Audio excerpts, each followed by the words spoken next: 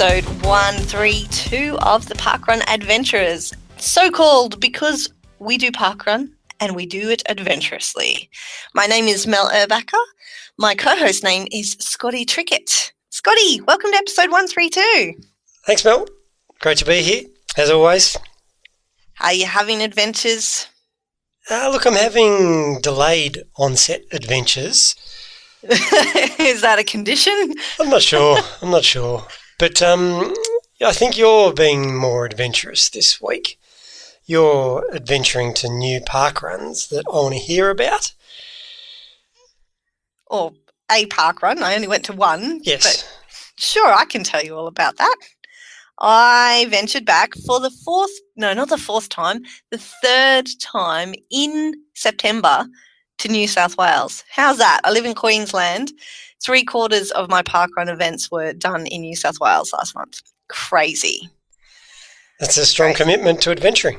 It is, and a strong commitment to driving a lot.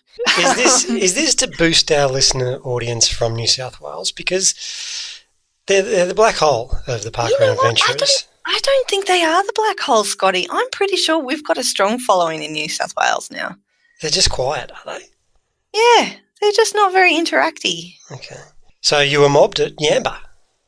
Oh, I wouldn't say mobbed. I had one of those late onset things that you had, and I had a message after the event that somebody said, "Oh, I thought that might have been you, but I had to leave before you finished because you're slow."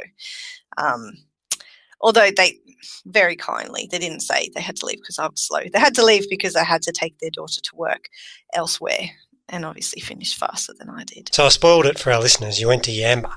It's not spoiling. They were going to find it out eventually. Yep. Can I tell you my story of Yamba? Yes. The very first road trip that me and my beautiful wife took, we got on in the car, as you do on a road trip, you drive. So we drove up through the middle of Australia, got all the way up to where you are, the Sunshine Coast. Mm-hmm. And then we made our way back down. And one of the towns we stopped in was Yamba, and we really liked it. Like, it was a really cool town. It is a cool little town. We didn't actually stay in Yamba. We stayed in Tyndale, which is about 20 minutes outside of Yamba, on a working cane farm that has got a little cane cutters barracks, which has been recently renovated into Airbnb digs, which is a little bit different and cool. But we obviously ventured into Yamba for parkrun. So for the simpletons amongst us, including myself, speaking on behalf of myself. So does that mean you have to work to lodging there? No. It means that we got to stay on the farm, which is a working farm. Like, it's an actual farm. It's not just not for sure. Oh, this used to be a farm. Yeah. Like, they actually have cane fields and infrastructure and equipment to harvest said cane, etc., etc. Okay, that makes sense. Because, there's those places where you can go and you just do a few chores and they let you working holiday places, yeah. Nah, that's not my style. No, I didn't think so. That's why I asked. So I'm glad we've cleared that up. So it was a night of luxury while you watched people around you work, and then you went to parkrun in the morning. Well, we didn't have to watch anyone work because it's cane. It just kind of grows. So I guess, there are periods where they're particularly busy while they're sowing the cane and harvesting the cane. But apart from that, they just got to wait. You're creating enemies with the cane farmers, Mel, I can guarantee you, because they just sit around and wait for it to grow. Well, Is that what you're saying? I'm sure one that's day not every 6 months.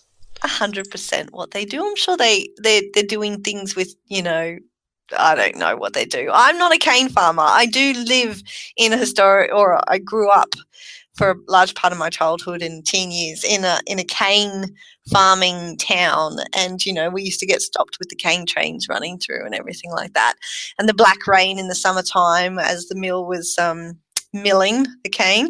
But I don't think I'm making any enemies. I think you're making things up now. Anyway, carry on. Let's hear about parkrun. Enough about cane. We don't get a lot of cane fields down here in Melbourne, so we've probably lost my interest already. Yeah, lost my interest. So tell me about parkrun. That's what I came here for.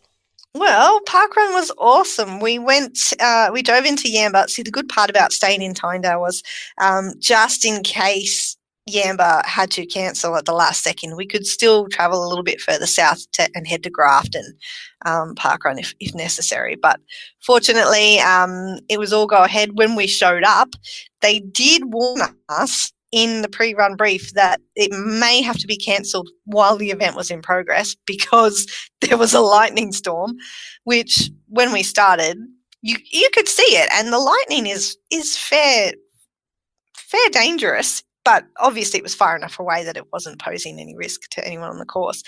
But they just had concerns that perhaps it might move in the direction, in which case they would have had to cancel. So I was thinking, oh no, don't let me do half this course and then find out I'm not allowed to finish it and I'll have to log it as a freedom run. But that was not the case, fortunately. Very pretty course, runs alongside the water. I have an affinity for the events where the courses run near water. It doesn't matter if it's a lake, ocean, a dirty puddle. It just makes me feel at home. And they had a circus tent on their course at the moment, which apparently, so we didn't actually run the normal course. We sort of ran parallel to it. Apparently, the circus folks showed up a couple of weeks ago, and just pitched their tent right in the middle of the course, and they didn't realise until, the day before parkrun day that, there's a circus there and we can't run where we normally run. Fortunately, they had time to do an alternate course, which is the one that we got to run. And it only got a little bit of a spittering of rain while we were going, and yeah, it was threatening though. I was a bit concerned. And Scotty, I was sick as a dog. I struggled to get around that course. I was just a big, congested, snotty mess. I can hear it. I can still hear a little bit. Yeah, you'll hear a lot more in our interview later, because peel back the curtain, we did that a couple of days ago. And, yep. Did I sound even more congested the other day? Yeah, yeah. We can track your snottiness through the podcast this week. You never said anything. Okay, then. Yeah, but that was my Yamba trip. Very friendly volunteers, beautiful course, highly recommend it. Cute little town as well. So definitely pop it on your list of adventures if you're headed through or around or anywhere near it. Yeah. Also, there's a great little town called Oh, no, I'm going to get this wrong. No, it's McLaren. No, it's not McLaren. Macaulay? No. Oh, no, it's terrible. I'm going to have to look it up. Give me 2 seconds with Google Maps. Were you chasing your why? Was this one of the reasons for Yamba? That was one of Adam's reasons for Yamba. It was not any of my reasons. Yeah, Adam's chasing his alphabet. You still Googling? Yeah, I'm still Googling. McLean. Is that what I said? No, I said McLaren the first time. McLean. There's this cute little town called McLean, very close to Yamba as well. And it's like the Scottish town in Australia. They are sister town to a town in the Isle of Skye, but super cute. I counted more than 100 of their electrical power poles. They have painted the bottom 2 metres in all the different tartans of all the different Scottish clans. It's amazing. So pop into McLean. It's just, and just look for the electrical poles. How many poles are we talking about here? More than 100. Okay. I counted more than 100 before I lost count of different tartans with the names as well of the clan right at the top. Okay, well that is impressive, because when, some of the towns in Australia are pretty small, they may only have 2 or 3 light poles, but over 100's, yep, I'll pay that. Well done, McLean, not McLaren. McLean. It's McLean. Now, please do tell me about your adventures on the weekend, Scotty. Okay, so I went back to an event that has been around for almost 5 years, but I hadn't been back for about 4 of those years, 3.5 or something. I visited Lilydale Lake, which is the parkrun called Lilydale Lake in the suburb of Lilydale, and they've come up with the great idea to spell Lilydale 2 different ways. What do you mean they spell it 2 different ways? So the town of Lilydale, the suburb of Lilydale, is spelt Lily, Dale. But Lilydale Lake, the lake right in the middle of town, or next to the town, is spelt Lilly, Dale. Makes no sense. So 4 L's instead of 3. Why? 3 L. Yeah, 4 L's instead. That's right, because there's an L in Dale. Yeah. And there's also an L at the start of Lily. Okay. Yep. But that doesn't affect the parkrun at all. So it's a nice flat 2-lapper around this lake, this said Lilydale Lake with the 2 L's. So this was started by that bloke we've had on the podcast once before, Matt. Matt who? Yeah, so he started it, and I visited it in the early days and hadn't been back, but I wanted an adventure, but all my Nendies are quite a long way away, and I just thought, let's recreate an adventure by visiting a parkrun that will feel like new because I haven't been there for so long. And how was it? Was it very different? It was different. They started differently. The briefing was in a different spot. There are a lot more people there this time. And the lake itself, it seemed prettier than I imagined. Like I was running around because I did 2 laps running and then I walked a lap with the girls. And we're all commenting that it's a really pretty part of Melbourne. And we'd never given it that much credit in the past. Well, there you go. I think parkrun has contributed to it getting prettier. It's increased the aesthetics. I think so. And it was a footy theme, so that was the other condition, that we had to go to a parkrun that was having a footy theme. Now, I know that is of no interest to you, as you've made well aware in the past, but it was pretty important down here in Melbourne. Why were they having a footy theme? Yeah, I don't know. So I got to wear my Essendon footy jumper. I was let down. I thought I was going there with my ambassador, because I have an ambassador because I'm an event director of juniors. So my ambassador was going. Her partner is an Essendon fan, so I thought I had some solidarity there. But he pulled out. Let me down. And then let me down twice by not showing up to juniors on Sunday. Something about man flu, but... It is going around. Oh, is it? Well, that's where I got it from. Boss had it men. last week, and we only had one phone meeting, and I managed to catch it, so it must be pretty potent. I haven't caught it yet. But there you go. Awesome. Nice to revisit old ones you haven't been to for a while.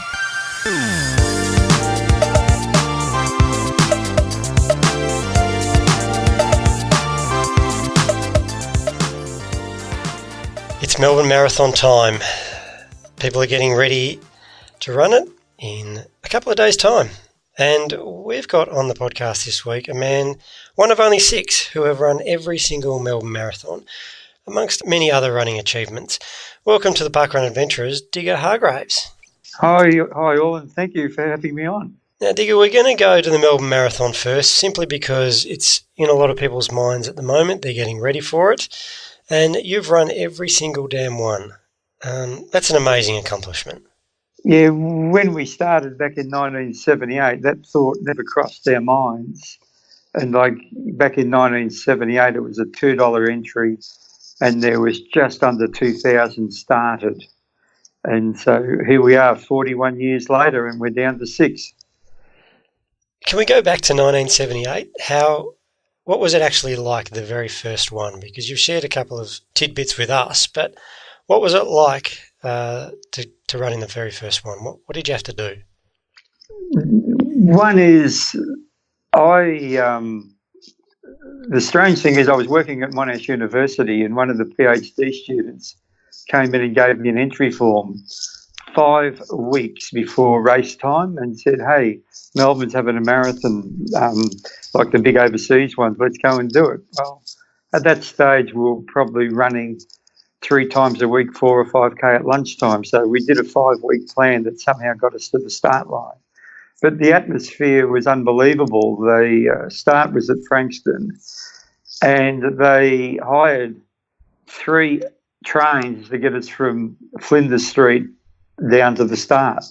And like the camaraderie on the train and the atmosphere was unbelievable. Then you look at, I've got the old videos or clips of the old videos, and you look at them.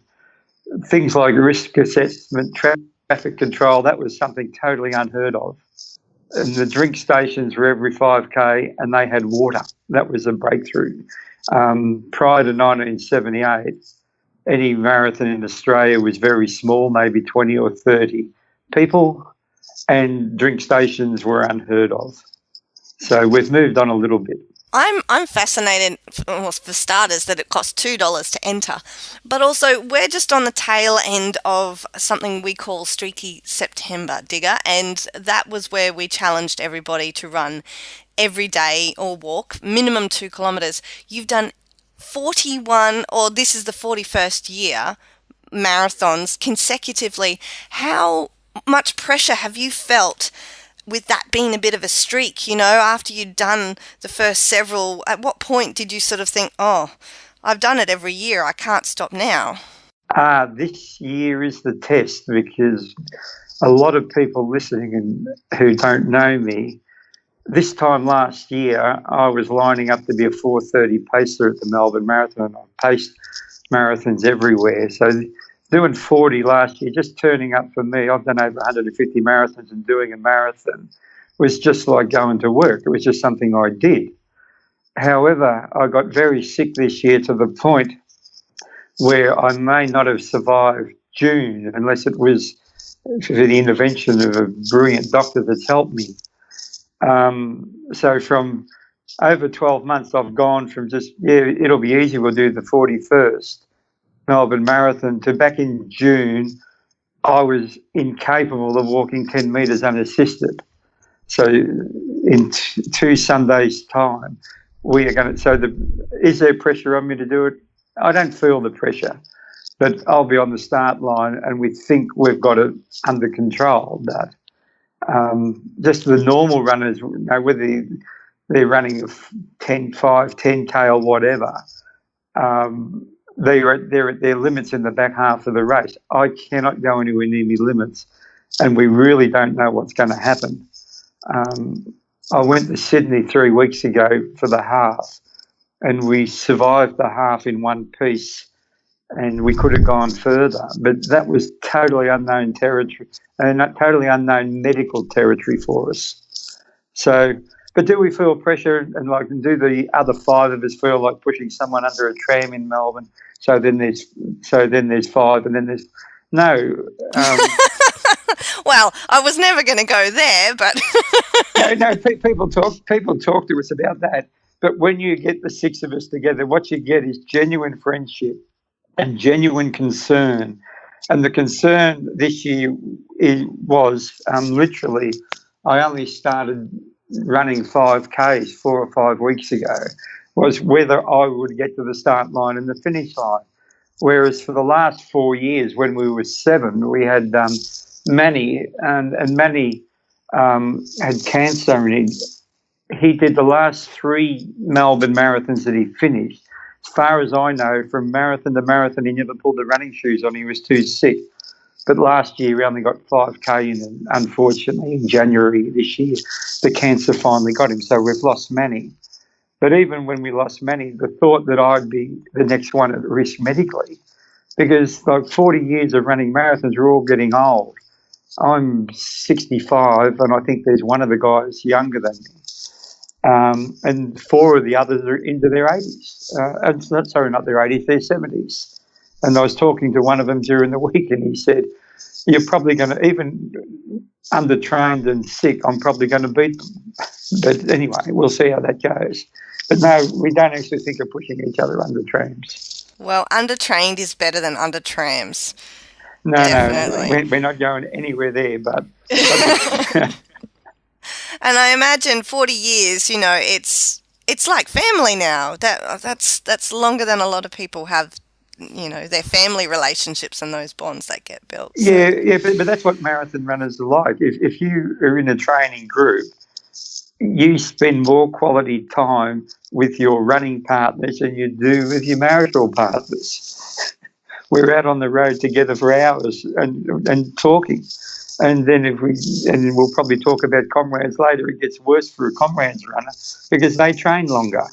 So we have genuine, like I have a running family, but I'm different than most. I have a running family basically on every inhabited continent in the world, which we may talk about a bit later if we've got time.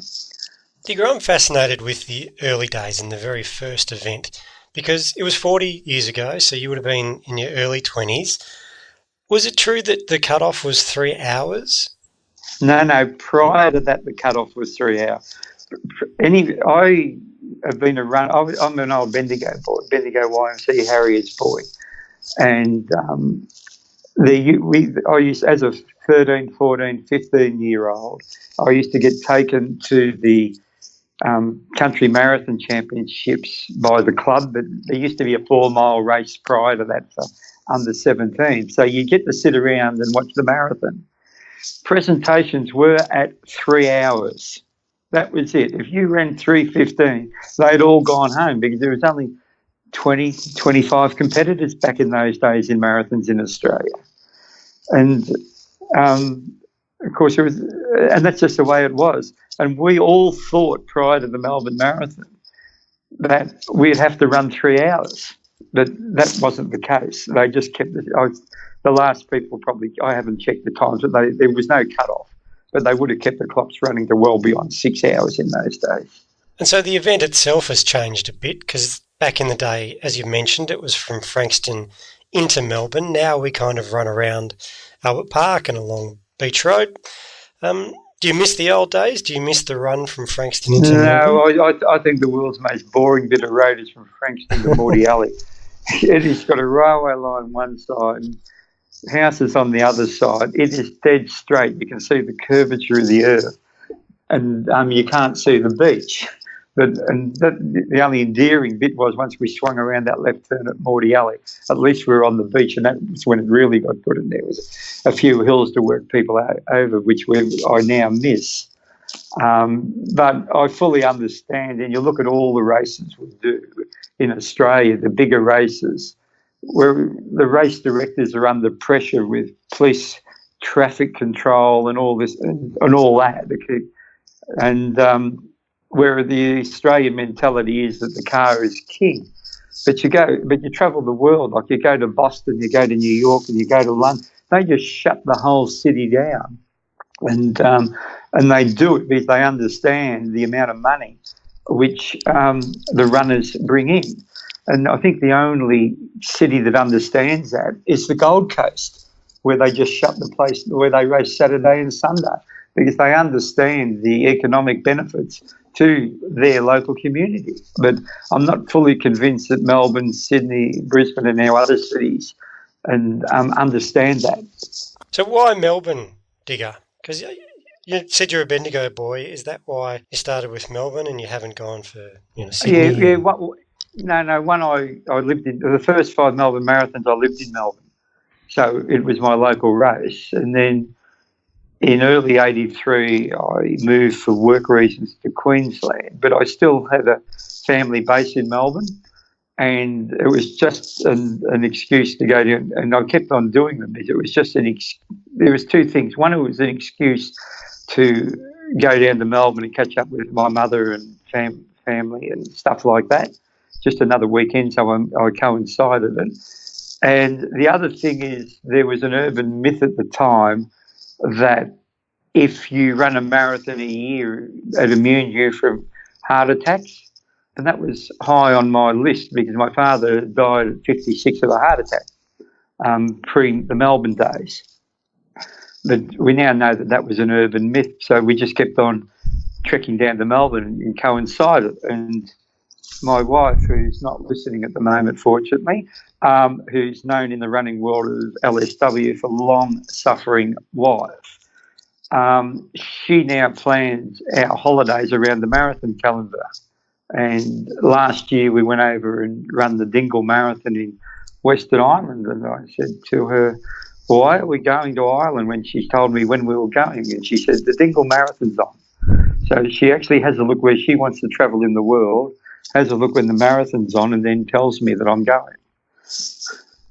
Love it. That's the way to get your partner on board. And she's obviously sussed it out as well, because she's like, well, if I want to go someplace, obviously I've got to do something that's going to entice Digger over as well. Yeah, but she's been putting up with me for 48 years, so she must have worked it out a long time ago.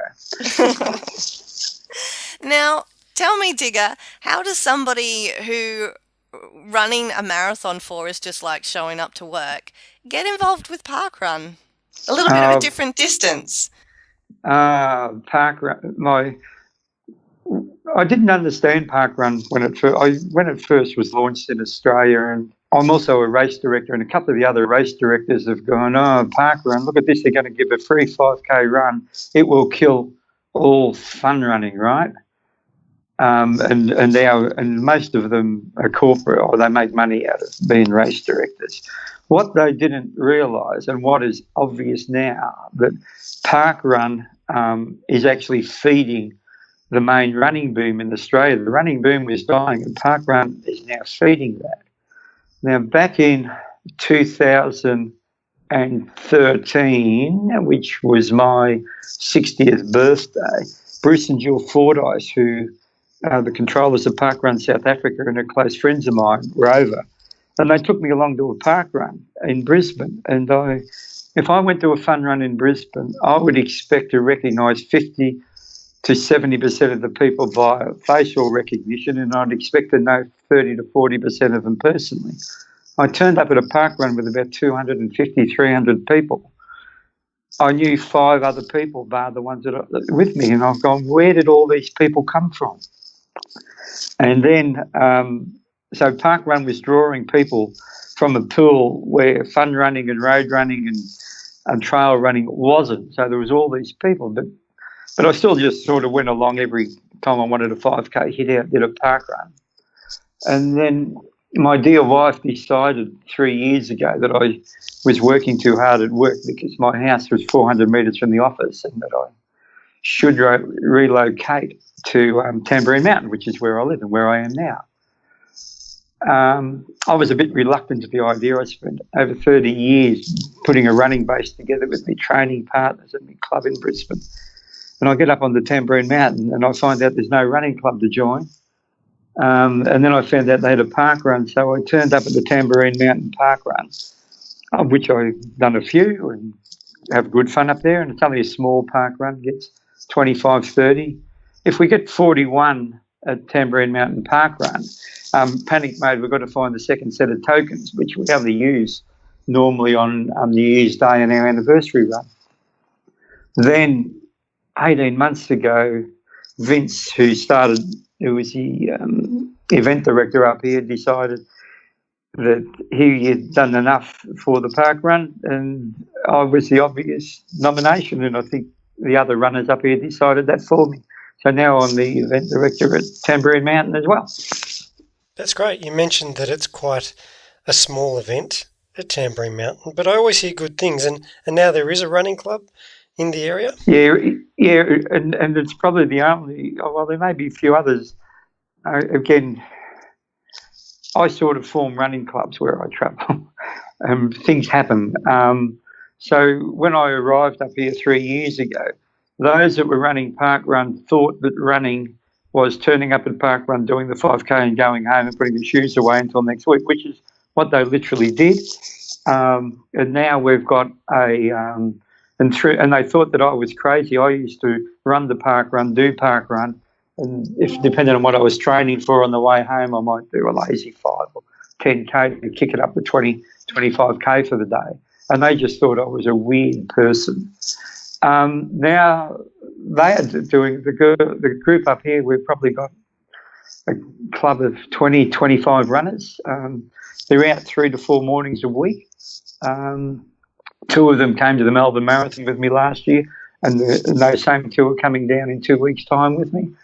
At the Gold Coast Marathon this year, I'm not sure how many were in the 10K, but I wasn't there. But I think they had 12 of them finish the half marathon at the Gold Coast.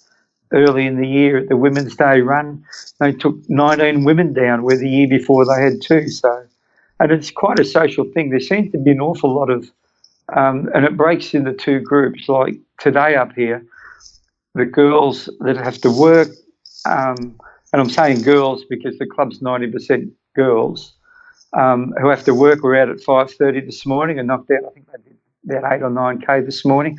But those that don't work and have children at school, they do a 9:15 run twice a week and go to coffee. So there's a whole new culture up here of running and socialising, which is great, and it should be developed everywhere. I like that you took what could have been a difficult transition and turned it around and have brought a whole new community together, even outside of parkrun. You mentioned earlier, Digger, that you're a race director for some other events, or you have been, and that you also had colleagues that were the same, and their opinion was that parkrun would be the death of those events and have a detrimental impact. Has that been your experience? What do you feel about it now? It's the exact opposite. It's the exact opposite. Every parkrun I go to advertises the other local runs, right? That are there, and basically, as I was saying before, parkrun have found another pool of people that without parkrun they would have stayed in the gyms or whatever, but now they're being integrated into mainstream road running and trail running. And the other thing we're going to do, and like I've been around an awful long time, I can remember when an African Rift Valley runner won an Olympic event. It was a rare event, right? Well, who are these guys? Where did they come from? And as time's gone on, and for the one, I don't want to use a word, but I will. The white runners from first world countries have gone, oh, these black guys from Africa are better than us. Well, they never were better than us. But what I believe we're going to see by 2024 and 2028 at the Olympic is a resurgence of men and women middle distance runners from first world countries who are not black. And parkrun is going to do that. You just got to look at some of the times that some of the teenagers are running. And there's going to be this fantastic pool that will filter through just not Australia. It'll be in Europe, the UK, America if it takes off. So we'll look back. People will look back in 20, 30 years' time and go, wow, look what parkrun has done. People often say it's the new running boom. Parkrun has introduced their new running boom, and you can. And you just got to look at the numbers here that you've got registered, right? But you go to South Africa where it was obviously going to kick off because South Africa is a poor country, and a lot of the people, like when we go to Comrades, an international entry at Comrades is about $300 US, which is 3,500 rand. In the local entry fee there has gone to 400 rand, which is about $30 US. That is a week's pay for an average person or more in South Africa. So, and all they want, and you go over there, all they want to do is run. And parkrunners come there, and it's free every week. You should see. I go to Durban once a year. Like we talk about having 25, 30 at Tamborine Mountain. In 2017, when I was fit enough, I went to the Durban parkrun on that Saturday. There was 2,100 finished. Just have a think about the logistics and how much fun we had. Over 2,000 at one parkrun. Yeah. And that run just wasn't for Comrades. I looked at the numbers. They normally get 1,700 per week. And now Jill was telling me when she was in Sydney 2 weeks ago that in Durban they launched a third parkrun, and the two turnarounds you can almost see each other. They're at each end of the esplanade over there. Mm. But just what parkrun is doing not only for the average person and getting them out. And the people we see is amazing. Like without parkrun, they wouldn't actually get out of bed, some of them. Well, we're big fans. Have you enjoyed the volunteering side of parkrun, that you're an event director? And yeah, the problem, again, like when you've got a small parkrun like ours, we need 6 to 8 volunteers each week. And we've got a small community. We normally have more tourists than we do locals. But up here, even before I was the event director, I always did a freedom run at 6 o'clock. We've got a 7 o'clock. So I always volunteered up here because I knew they were. And maybe it's just something as I get old, I seem to volunteer to do some stuff everywhere. So, but I enjoy that. But the only thing I won't let them give me, I won't do timekeeping and I won't do scanning because people talk to me and and I lose concentration, and they're the two most important bits. Fair enough. Do not put someone with lack of concentration and get sidetracked. Digger, should we move on to comrades? You mentioned it, and you mentioned your friendship with Bruce and Jill Fordyce. I went over in 1998, and there's another good family story of my very tolerant wife. We went to Boston, and we ran Boston's 100th in the 1996, and then I decided I needed to do comrades. So I said, we'll go over in 98. And when we're flying back to Australia, she said, well, you've done Boston and you've done comrades. She said, now I want to go and do the Greece and Turkey thing. I want to go and do all that. She's into all that. And I said, yeah, great. So we went back to comrades in 2000, and then I went back to comrades in 2002 with her.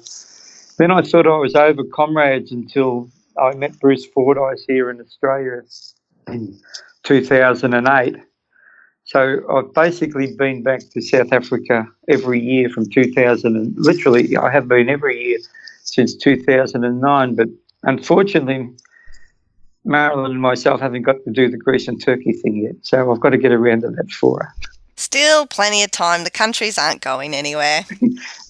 Yeah, they are, but I thought I was. Yeah, well, hopefully you're sticking around for a lot longer too, Digger. Yeah, I'm planning on that. Now, I have a vague memory of somebody once telling me that if you do, is it 10 comrades marathons that you get your own number, your dedicated number, and nobody else can ever have that number again? That's exactly right, and it's the same in Melbourne, but I'm only on 7. I'm trying to work out how to get the next 3. And how do you pick your number? Is it the number that you first did from the very first event? Yeah, from the first one. Yeah, that's right. When at comrades, you're allocated a number, and they're reusing, and like some people have got numbers in the like 60, 70,000. But a new runner may get a number, say 5,000. If that number becomes vacant, and a number's decreed vacant when it hasn't been used for 5 years unless it's been allocated as a green number. Is this a major motivating factor for going back? I mean, 90 kilometres in no matter what direction you're doing it in just seems like a really long way to me. So what motivates you to go back again and again?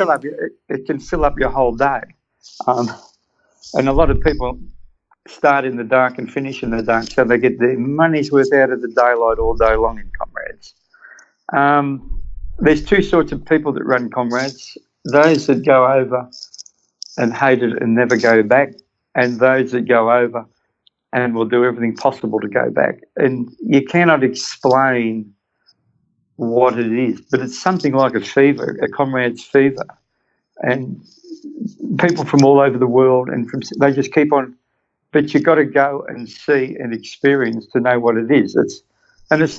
We don't talk about going over to run comrades. We talk about going on a comrade's journey and things like that. And what would happen to me if, let's just say and I'm not convinced I'll ever run comrades again at the moment, that I won't be well enough to do that.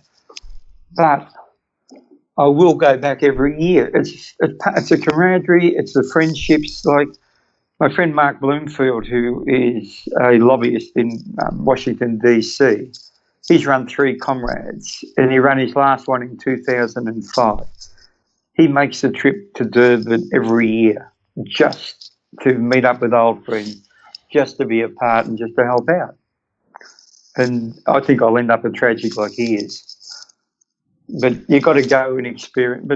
And people go, it's a 90K. Running comrades, it's probably a little bit harder than a marathon. It's probably twice as far and 4 times as hard. But you're not going as fast and you train slightly different. But it's a whole different world. And like in Melbourne, in 2 weeks' time, they talk about 30,000 runners. But let's talk about that there's only going to be 6,000 marathon runners doing the 42K there. Last year for comrades, they capped the entries at 20,000. the cap was reached in under 3 weeks in September for a June race. There's got to be something going on over there and something that people should experience. Where are you going to find 20,000 people to run a 42K marathon in Australia? And of that 20,000, I should have checked the numbers, but there was at least 2,500 internationals that flew in for it. And of that 2,500, I would guess 1,500 would be repeat runners that just keep on coming back. You've been running for a long time. I'm sure you've got heaps of stories that we could keep chatting about.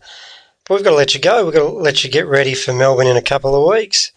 How can we look out for you if we're watching? I'll be there in a couple of weeks. Those that want to find me, there's 2 places to find me after the race, immediately after it, and I'll do somewhere between 5.5 and 6 hours. If they go to the corporate tent facility, they will find the tent. You'll love this, called Digger and Friends, right? I've got my own corporate tent. Then after that, I'll be down in Bridge Street, Richmond from 3 o'clock.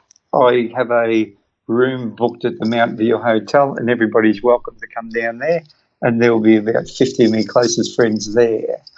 Now, on the Saturday, I'll be somewhere most of the day near the Spartan's tent in the Expo, and on the road, I'll be one of the other 6 Spartans, and we will be the only Spartans wearing yellow and black singlets. We've got distinct singlets. If you look at all the Spartan singlets, they're all different colours, which, the green ones are those that have done 10, and then it goes to blue, I think, for 15, then red for 20, and so on.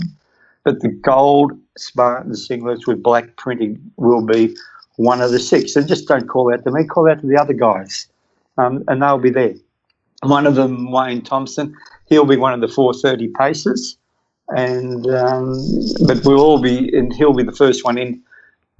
Johnny Dobson will be next. He'll do about 4 hours 45, 4:50 maybe. I was talking to him the other night. And the rest of the guys will be spread somewhere between 5.5 hours and 6.5 hours. But we'll be out there on the road. But with what we call the Brunton Avenue Shuffle, which is the short course for Melbourne for those to allow the roads to be open, most of us will be on that. So anyone around the MCG precinct will see us going up and down that road 3 or 4 times, whatever it takes. Absolutely brilliant. I'm so glad that you've come back strong enough from June, Digger, to make it to this Melbourne Marathon.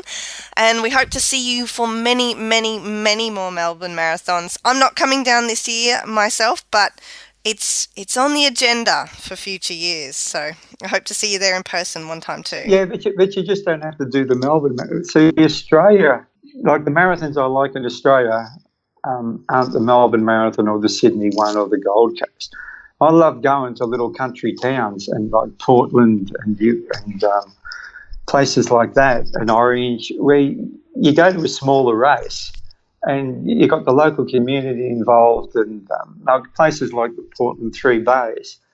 You turn up there and they've got Country Women's Association that organises the catering after and stuff like that, and you really get in. And I think that's where real running is and where real Australia is, in the country areas. I much prefer them. Like in Melbourne, we're in our unit, we're with all our friends, and we do the live on street thing and all that. But very few people go and do the country thing. And maybe that's partly what Parkrun's done with Park Run Tourism. I'm talking on and on again, sorry, but like the other week I was at Broken Hill. What a fantastic little parkrun out there in the red dust, and just lots of fun. But marathons are the same. If you look at the marathon calendar, there's lots of small marathons spread around Australia in country town. But maybe that's where I started in Bendigo in the 60s. We're in small towns and we did small races, and we had a ball, and we really and then you can get the talk. Like in Melbourne, very few people know who the race director is. They'll ever meet the race director. I know the first time I ran Portland, that the race director pulled alongside while we were running. He already knew our names. He knew first name of every runner in the race, and he stopped and spoke to us as he went past. And then he came up and greeted us after the race. But there's lots of smaller races and lots of other places to do things. Sorry about talking on and on. Don't apologise. Scotty and I couldn't agree more about the smaller regional areas and the events that they have out there, parkrun and otherwise. We love the local feel of all those ones, so we think you're spot on. Thank you again for joining us this week, Digger. It has been an absolute pleasure having you. Okay, thank you all. Thanks, Scott. Thank you, Mel.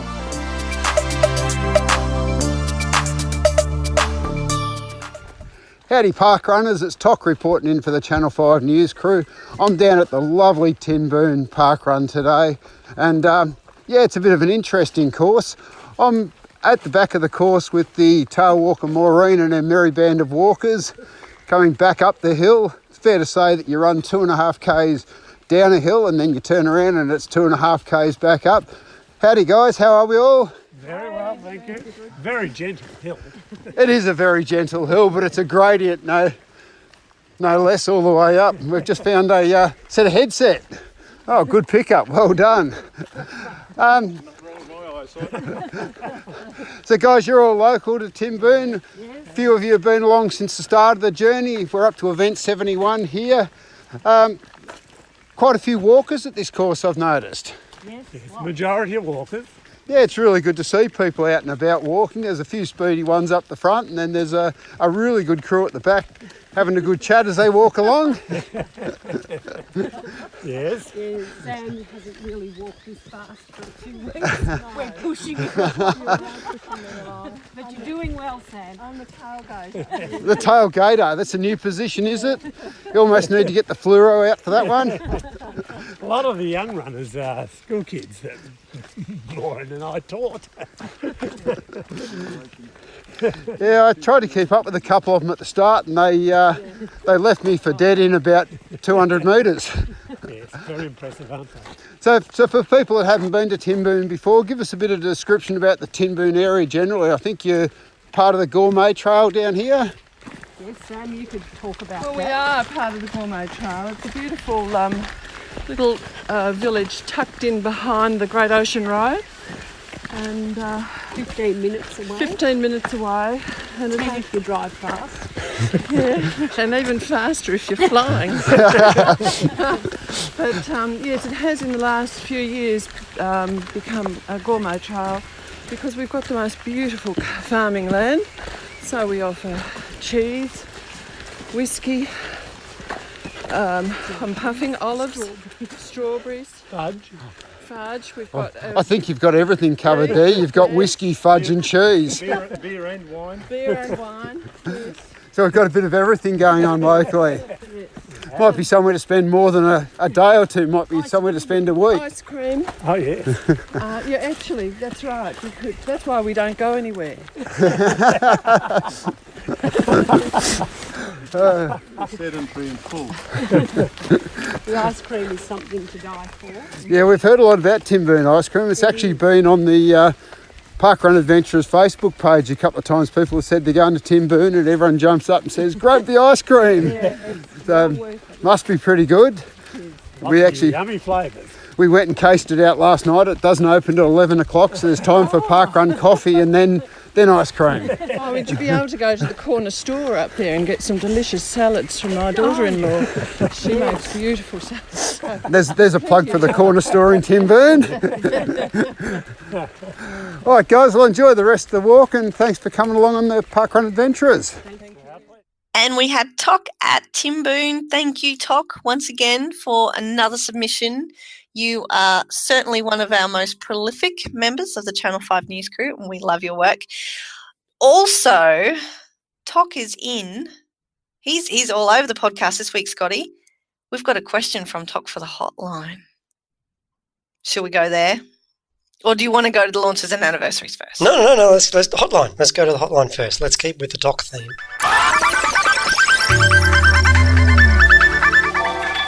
Hotline. Howdy Parkrun Adventurers, it's Toc. I'm out having a run in the wet and the rain down here. It's bucketing down. I've just about gone A over T on a frog. I just wanted to ask a question. What's the craziest thing you've fallen over when you've been out for a run? Okay, this is an easy one for me, Mel. Okay, good. Because the only thing I manage to fall over is myself. I can't even find an excuse. Like, I can't say there's a snake darted out at me or there was a big rock or a branch. I just trip over my own feet, it seems like. Well, that's not very crazy. Well, but, I mean, if you haven't fallen too often, you haven't come This across is true. crazy things This is to a very valid fall point. over. Yep. So sorry to disappoint you, but, I can be crazy sometimes. Well, about once a year I am. Once a year I'm crazy. And that All probably, right, I'd like to meet crazy Scotty. I reckon that guy would be fun. Yeah? Because the normal guy's not much. No, I like the normal guy too. That's why I think, like, crazy Scotty would be like an amplified version of you. Yeah, well, it would be funny because I'd be falling over myself as well. So you get the laughs from me being crazy and you get the laughs from me From the physical humour of it. Yeah, falling over. So take it away. Yours? Well, here's the thing. The question was when we've been out for a run. So I've never actually stacked it on a run. Touch wood that it doesn't happen. Humble brag. Humble brag. However, I have fallen over while running, but I was a child and I tripped over my dog. So that's the craziest thing I've ever fallen over when I've been running. And I was, I think I was 9 years old, and literally I was just headed across the backyard, and he was headed across the backyard too, but he thought he could take a shortcut, and he took me out, and I ended up getting 3 stitches in my pinky finger. Oh, the only stitches I can't say those are the only stitches I've ever had. Up until I had children, the only stitches I've ever had. Yeah. Was this one of those scenes, if we were capturing it on video, you would have been flipped in the air? Slow-mo. Yeah. Big time. Tumbled. Oh, that would have been great to see. Yeah, it would have been totally one of those funniest home video shows where you just piss yourself laughing at the kids who've been wiped out by another kid on the swing. Yeah, or, they're the ones, yeah. The So funniest ones are always the ones where people fall over. But you only know that they're funny because people didn't properly get hurt, because they would have got up again eventually after those stacks. Although, yeah, I did have to go to hospital and get 3 stitches. So that was a pretty big deal for me. Hey, I just want to put a footnote to my answer. So I've fallen over. I fell over and broke my ribs the first time when a bird swooped me. So does that count? Well, you were avoiding something. Yeah. It's not like you fell over the bird. Exactly. So really I just fell over because I went to duck a magpie. Great questions. Keep them coming in, people, because now that we haven't put it on the bingo card for Streaky September, the questions have dried up again. Except we do have somebody laying claim to being able to call bingo, and we have not received a hotline question from them. So they must have recorded it and never sent it in. We will not pay you calling bingo until we receive your question. We have received them from everybody else. Melissa Ellis says we don't have to use hers, but maybe we'll save that one for next week, just in case nothing comes in the meantime.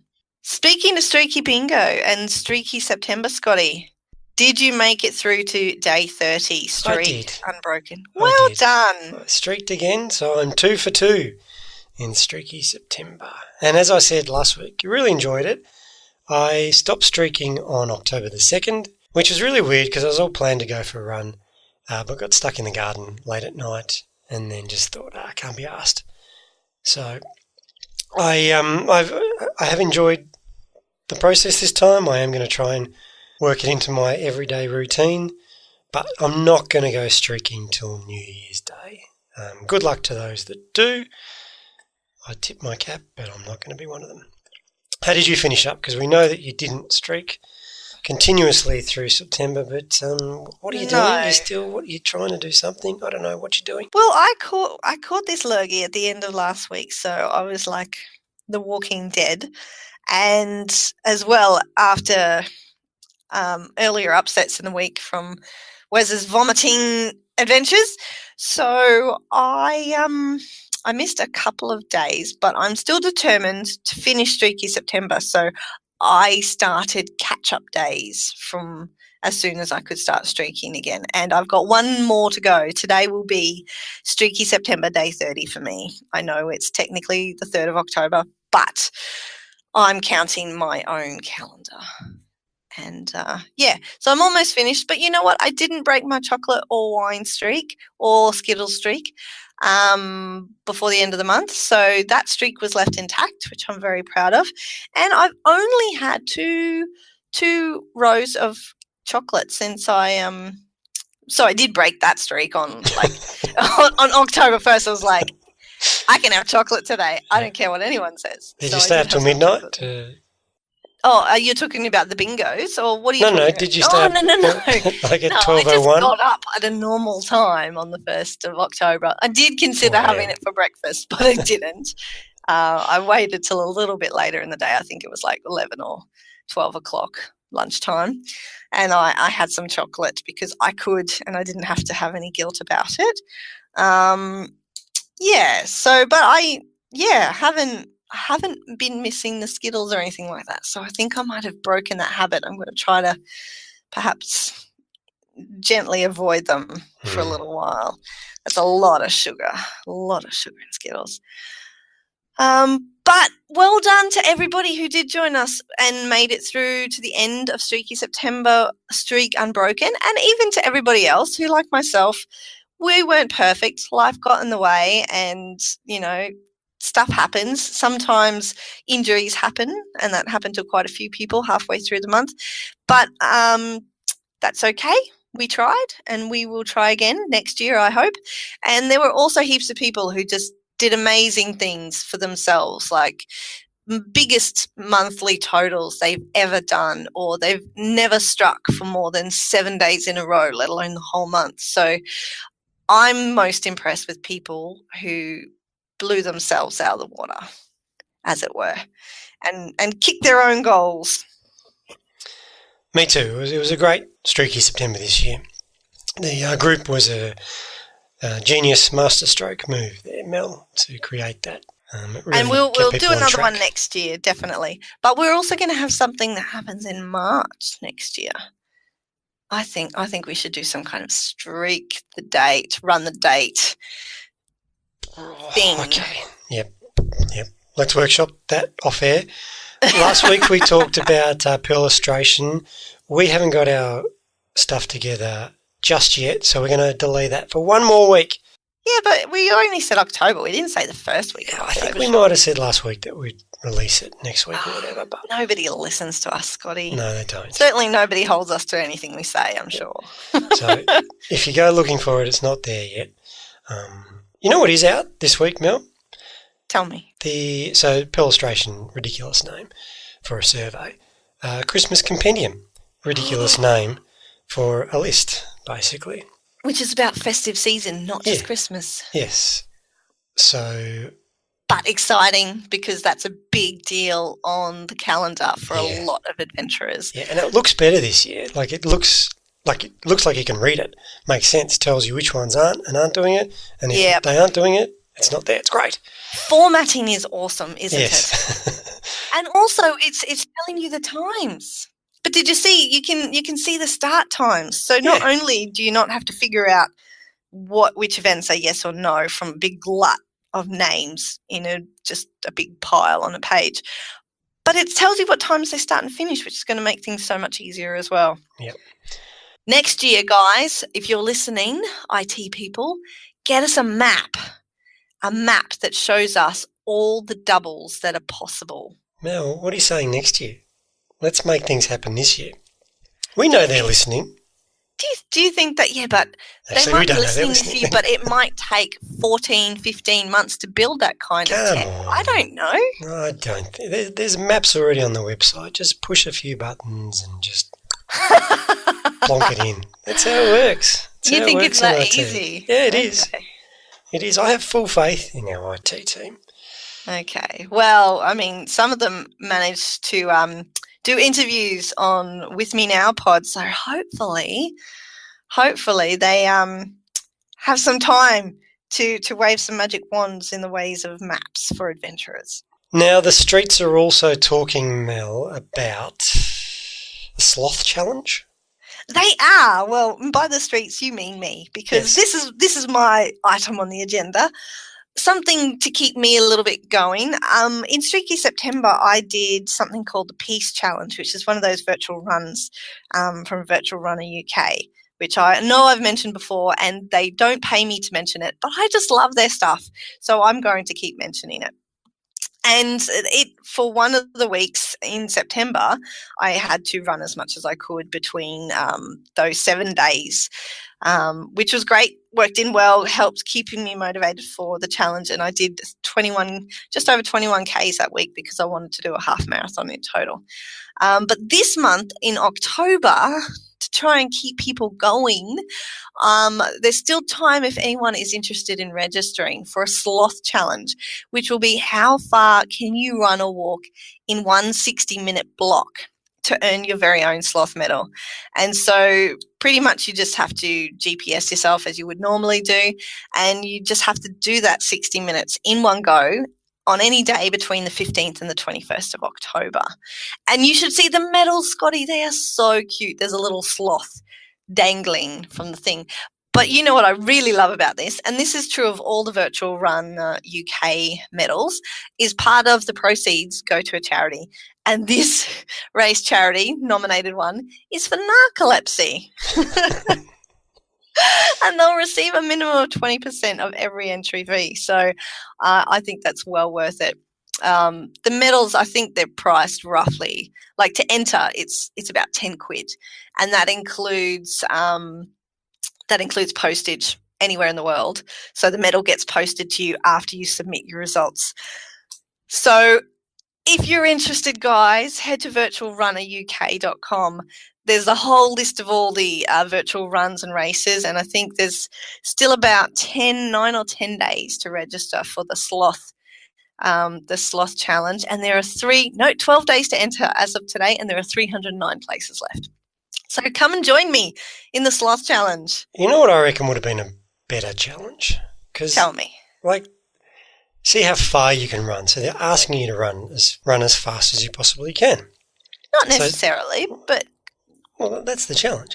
I reckon the challenge would have been better if you could see how little you could run while still moving for 60 minutes. So the challenge was... the challenge was to start your GPS, but you had to maintain movement. You couldn't stop in one spot. But see how little you could run or walk in 60 minutes. That would be a sloth challenge. This is like the opposite of a sloth challenge. Well, see, Scotty, it's all open to interpretation. So you could see how far you could go at sloth pace in 60 minutes. And you could still submit that. And even if it was only 5 meters, as long as you've got it on GPS showing that it took you an hour to move that 5 meters, I think they'd have to accept it. So maybe somebody should try and see whether or not they get a medal for doing 5 meters in 60 minutes. I'd get bored. You know, I do like my movement to be a little bit faster than 60 minutes is a long time, isn't it? Yeah. It is a long time to not move very fast. Have you ever tried doing just slow-mo?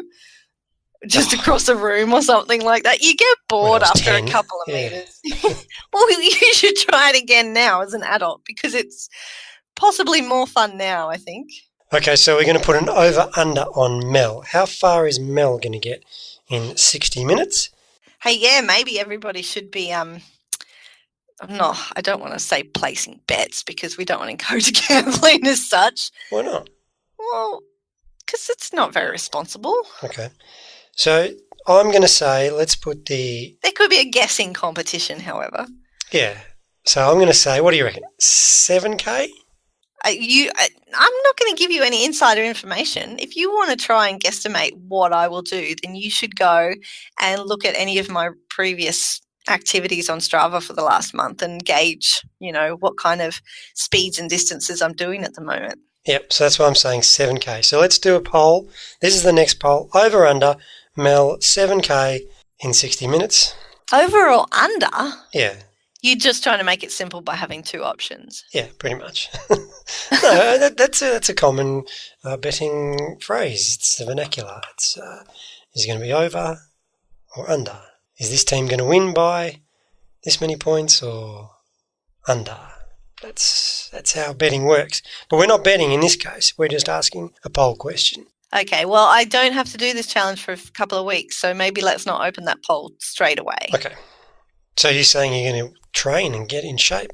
Well, then I'm not the saying line anything. will move to 8K then. Well, maybe you just need to give like 3 or 4 different ranges. Mel will do between this and this, or this and this, or this and this, and then see what people guess. Okay. I really don't think anyone's going to care enough to vote on this. Well, let's find out. Let's see who's proven right or wrong. Over under, how many people care? Is it 10 or less or more? Hopefully I'm going my over. ego does not get too tied to the outcome of this poll. Okay. Maybe something else we should workshop off air, so don't look out for that poll for a few more weeks, and then everyone would have forgotten about it. Speaking of forgetting about it, launches and anniversaries. Let's wrap up this week's episode with launches and anniversaries, completely out of order. We've got 2 events launching this week. We do, and one of them is where we got the theme music from, isn't it, Scotty? Because it always makes me want to dance every time I see the name of this parkrun event. The Charleston you're talking about? I am. Yeah. I don't know what kind of dance you do to the Horseshoe Bay Reserve. Well, because our theme music is not. Yeah, well, our theme music's not really in like a square dance theme with to the Charleston. What do you think it is? I think it should. I think it should be. Our theme music is sort of 80s inspired, not really I know, but Charleston it doesn't have inspired. to be every week. Okay. So, in case you hadn't guessed from that, in South Australia, we have a new event called Charleston launching this weekend. And in New South Wales, we have an event called Horseshoe Bay Reserve Parkrun. Exactly. We've got some anniversaries as well. We've got Champion Lakes in WA. Hamilton Island in Queensland. Petrie, also in Queensland. Port Arlington in Victoria. And we should make a special mention to Bushy Park in London, because they're having their anniversary this weekend too. Well, it's the anniversary of parkrun, isn't it? So happy anniversary to everybody who's going to be at parkrun this weekend. Are you going to parkrun this weekend, Mel? Yes, I am going to parkrun this weekend, Scotty. I have a most events list to continue creating a very vast gap between yourself and myself on. Don't care. Not paying attention. Oh, really? Have fun at your new event. I can't wait to hear all about it next week. Are you going to a new event this week, Scotty? I am. Yep. Ooh. Is it an Nendy? No, it's not. It's interstate. I'm going to New South Wales this weekend too. I think I've got an inkling where you're going. You know what we should do? Listen, you know what we should do? We should test our popularity. So where are you going? Tell me where you're going. I'm not sure yet. Oh. I thought I did know, but I think it's under advisement now. Okay. Because I was going to say I'd tell you where I'm going, and then we can just check the attendance of each event and then compare which one was greater, and that way we would know who is more popular between the two of us, because more people Scotty, would we have can gone. do that on any given week. This week is a good week to do it, I reckon. Oh, okay. But I don't want to tell people where I'm going this week because I'm not sure yet. Okay, we'll save that for another week. Okay. Fun times ahead. Thanks for this week, Mel. Speak to you next week.